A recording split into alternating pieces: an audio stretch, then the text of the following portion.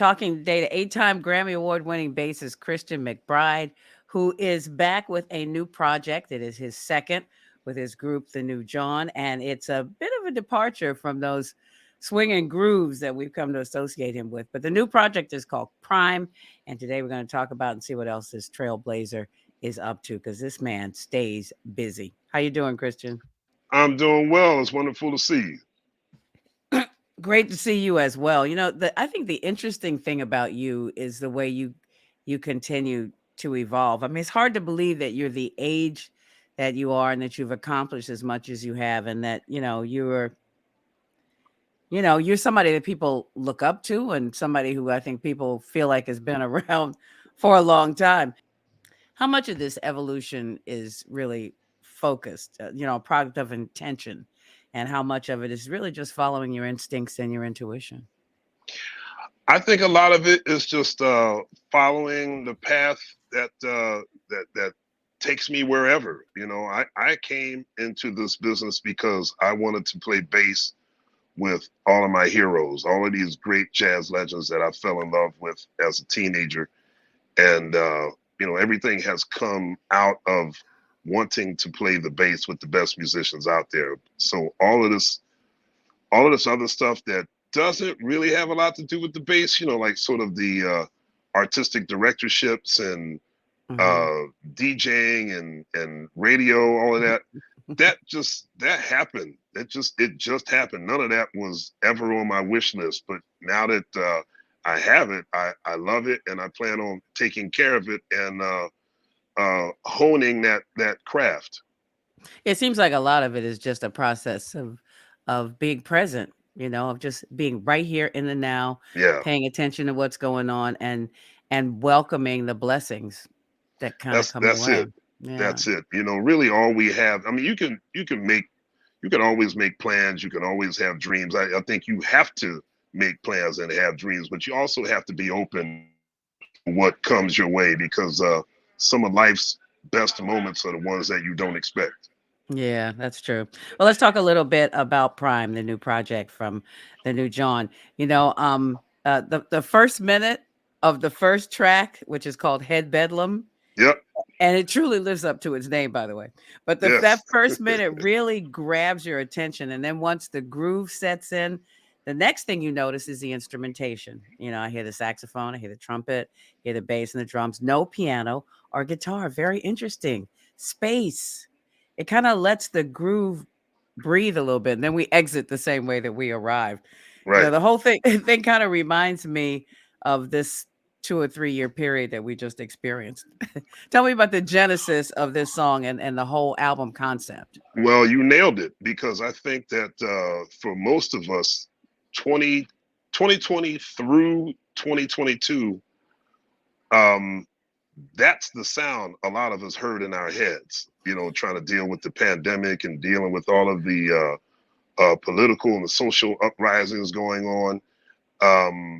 Yeah, it's just been a lot of noise going on, and it's very difficult to find the groove in the middle of all of that noise. So, but also from an artistic standpoint, I feel like the New Jawn really has sort of, you're right, it is much different than any other band I've ever had. But we've been together now for, It's a couple of years, huh? almost 7 years, Oh, almost okay. 8 years rather. And, I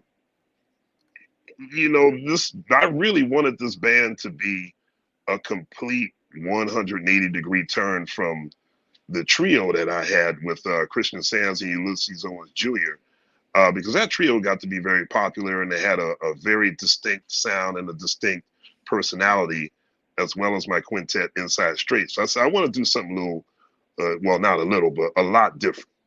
So we did our first record, and I think we did it in 2017. It came out in 2018, and then this new one, Prime. So I really enjoyed playing with this group a whole lot different.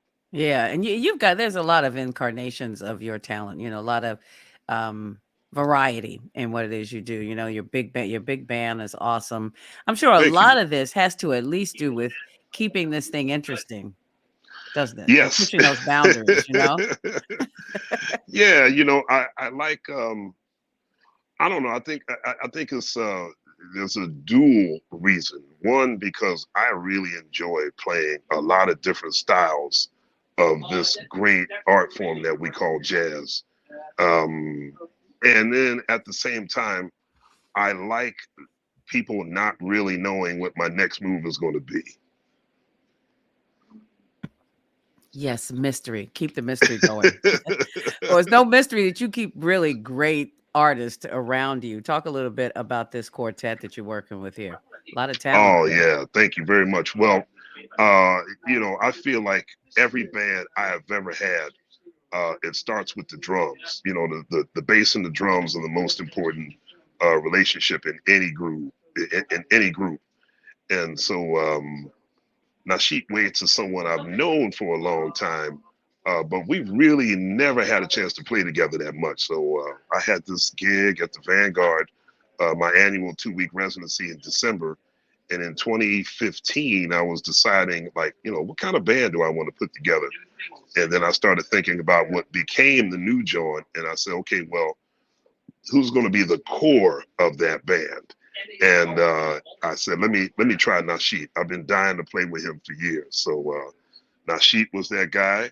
Marcus Strickland, I've known for a very long time. We played together a lot in a lot of different bands through the years. And I started asking around about trumpet players. And I knew Josh Evans, but I hadn't played with him. And so everybody said, well, for what you're describing, you might want to check out Josh Evans. And so, and then Josh became that guy, and then it's been like that ever since. I tell you what, it's great, not only is this album a departure, but I think within the record, you also have a great deal of variety. I mean, like there's this one song, "Moonchild," with the bass clarinet and the Right, bass, right, together, and then "Obsequious," hard driving. Then you've got "The Good Life," which is a happy-go-lucky song on right, the record. right. So there's I'm a not little bit of sure. everything, I'm not sure Ornette intended it for it to be that. I don't know, but but it's we got a started playing. bounce. It's It's got I a call bounce. it Ornette meets Sonny Rollins in the Caribbean. I like that. I see what Yeah, you did there. When you look at your career, whether you want the title or not, you're kind of the de facto standard bearer for this current generation of oh jazz Lord. musicians, and your fingerprints are all over it. But I don't think you're much into titles, are you? I mean, I don't know. Titles, they come and go. They change as people see fit. But all the only title I really care about is being a good musician, because that Hmm. guarantees me work for the rest of my life. Oh, and work, you're no stranger to work. I mean, you work, you do some of everything. You wear a million hats. And I don't know if, tell me if I'm wrong, but I get the sense that you're the kind of guy who's aware of mortality. And so you're working to get it all done. You're like, as I said before, present in this life, making it Right. happen right now as the opportunities present themselves.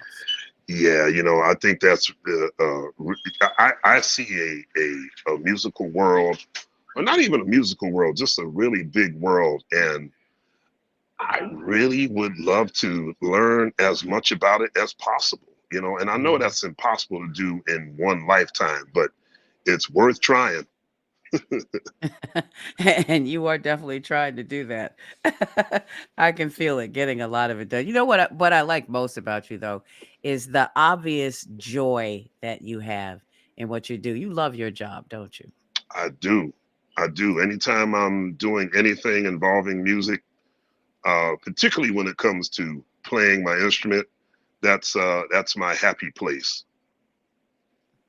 Yeah. And it's a happy place for a lot of us as well. I think legacy seems to be something that means a lot to you too. I can see it in your advocacy for jazz in general and also your mentorship of others. How much of this is like kind of paying back what was given to you from these great artists that you had the opportunity to work Yeah, with? yeah, that is definitely what it is. Because when I was in high school, and Joey DeFrancesco and Kurt Rosenwinkel and all of us were coming up together in Philly, I will never forget the impact it had on me when people like Max Roach or Dr. Billy Taylor or Grover Washington Jr. All of these great musicians would come through Philly and they would spend time with us. Sometimes not even playing; it would just be talking, Mm-hmm. And Wynton Marsalis became like a big brother to me when I was 14, and Branford Marsalis. So it was a no-brainer for me that if I ever got into that same position, that I would do the same thing. That's just what you have to do, because uh, people, we've been trying to make jazz uh, more accepted, more popular, to have, because people tend to run from jazz. It's too heady, it's too hard to understand, and like oftentimes people who don't know that much about jazz, we tend to make them feel bad, kind of like we get dogmatic. It's like, what do you mean you don't listen to jazz? Don't you know this is the greatest American art form? It's like people don't want to be talked to like that. You know what I mean? So you have to meet them where they are, and draw them to come with you. So uh, I would love to see jazz get more of an acknowledgement on the mainstream scale, as opposed to one artist per generation, sort of getting lucky and cracking that glass ceiling. It needs to be open for a lot more people. Well, you are certainly doing your part to make that happen. And we Thank you. recommend that you check out the latest from Christian McBride. His group is called The New Jawn. And I tell you, you are going to love Prime. It is Prime. It's prime time right There now, you baby. go. Me and Deion Sanders. Exactly. We'll be talking to you real soon. Thank you so much for spending some time with us, Christian, and good luck with your new project. Anytime, Pat. Thank you.